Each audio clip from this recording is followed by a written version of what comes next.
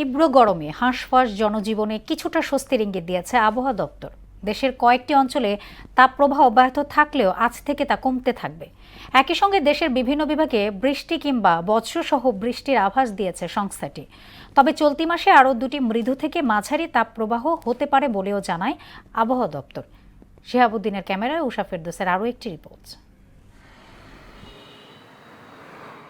গ্রীষ্মের তপ্ত প্রকৃতিতে বেগুনি জারুলের বুনো সৌন্দর্য, গাছের ডাল জুড়ে ভারতীয় উপমহাদেশের নিজস্ব বৃক্ষ জারুল ফুলের বাতাসে দোল খাওয়া সৌন্দর্য আন্দোলিত করে যে কারো হৃদয়। ইট পাথর আর কোলাহলের নগরীতে যেন সব ক্লান্তি ভুলিয়ে দিতেই ফোটে কৃষ্ণচূড়া। নগরীর রুক্ষ প্রকৃতিতে যেন জীবনের স্পন্দন, ডালে ডালে সবুজ পাতাদের সরব উপস্থিতি, এসবই রুক্ষ প্রকৃতির অনবদ্য কাব্য।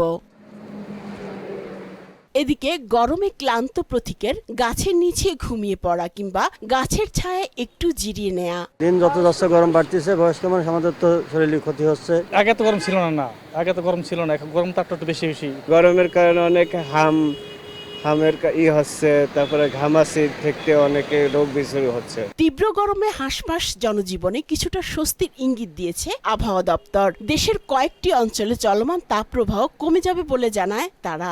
এপ্রিল মাস হচ্ছিল আমাদের সবচেয়ে গরমকাল এবং হচ্ছে যে কালবৈশাখীর সিজন, সেই সাথে সাথে তো আমরাও এই বছর অন্য বছরের মতোই দেখতে পাচ্ছি বিক্ষিপ্তভাবে দেশের কোথাও কোথাও কালবৈশাখী হচ্ছে। চলমান হিটওয়েভটি প্রশমিত হতে পারে। এপ্রিল মাসে সূর্যের অবস্থান বাংলাদেশের কাছাকাছি থাকায় সূর্যরশ্মি সরাসরি পড়ে এবং তার তীব্রতা বেশি থাকে। এর সঙ্গে সাগরের উত্তপ্ত অবস্থা ও বাতাসের জলীয় বাষ্পের আধিক্য মিলিয়ে গরমের অনুভূতি আরও বাড়িয়ে দেয়।